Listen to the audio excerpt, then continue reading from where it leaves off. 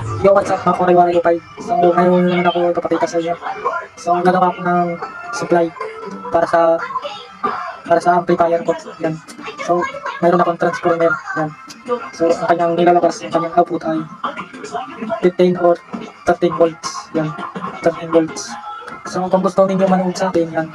Kung paano ko yan gagawin. So, mayroon po ako YouTube account. Yan. Ito po yung YouTube account ko. Kung gusto ninyo manood sa akin. Yan. So, tara, kung gusto ninyo ako manood, yan.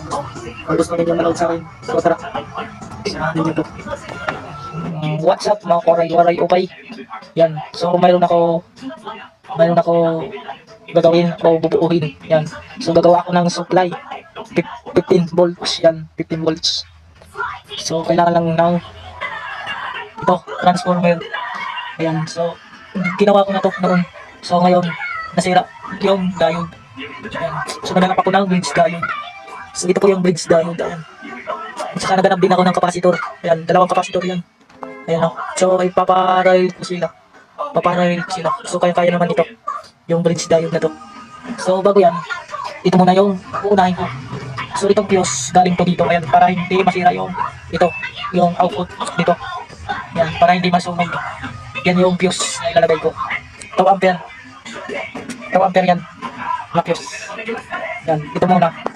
Ayan, pag ganitong transformer, palaging nasa baba yung papunta sa saksakan. Ito. Yan. So, ituturo ko sa inyo. Waray-waray upay. So, tara.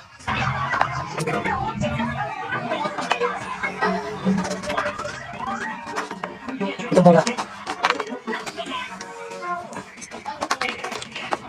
Yung fuse. So, dito yan. So, ang kanyang ampere ay 1.6 ampere. Itong transformer na to.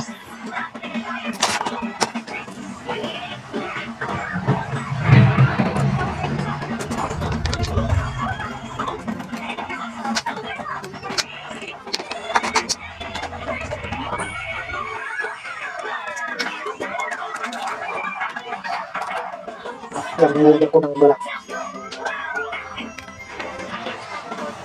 So, ayan, kumain. So, lagi ninyong tatandaan kapag gagawa kayo ng ganito. So, mahal na kasi yung bilihin ngayon. So, gusto ko gumawa ng sarili na lang supply.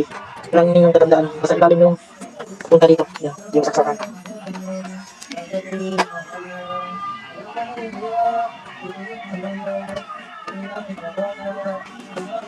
Wala kasi ako ng electrical tape. So, itong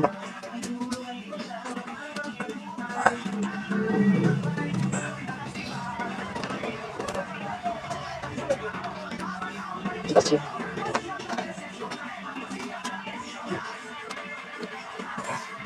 tama lang ito.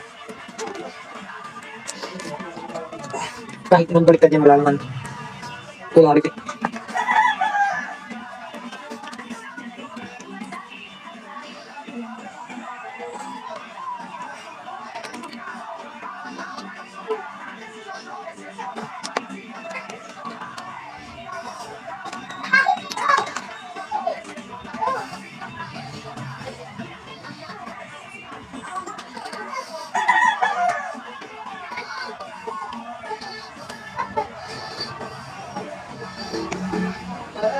So, ayan, hawal na rin.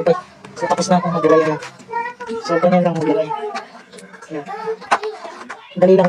Ayan. So, ngayon naging ko ng fuse. So, dito naman tayo sa kanyang output. Tapos na tayo sa input. Ayan. So, mayroon yung tatlong wire. Mayroong dalawang pula at saka isang itim. So, itim. Brown to brown. So, pwede naman ito hindi gamitin. Kasi bridge tayo yung gagamitin. Hindi naman yan.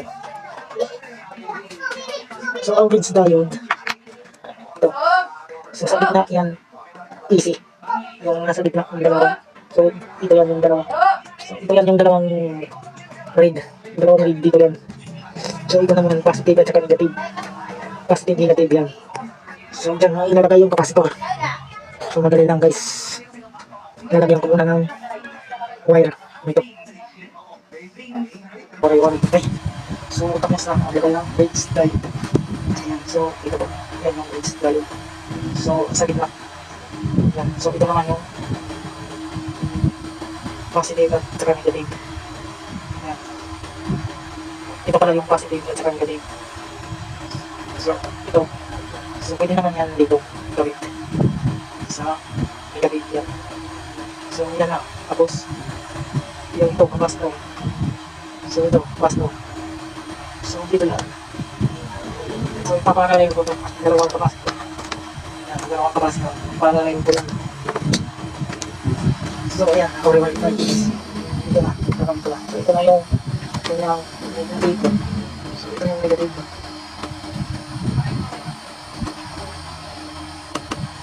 So, ito yung kapasno. Yan. Itong kapasno. Kailangan parang yung dalawang na yan. So, dito lang. Itong negative. Something negative din dito.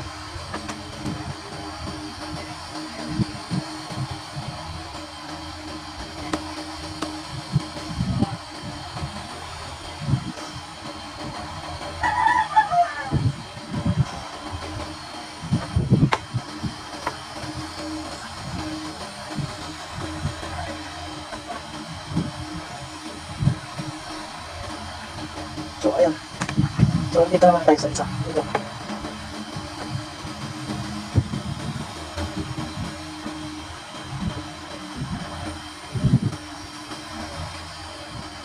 Ayan ang gagawin. So, ito na yung wire. Punta sa akin. Ito na yung output.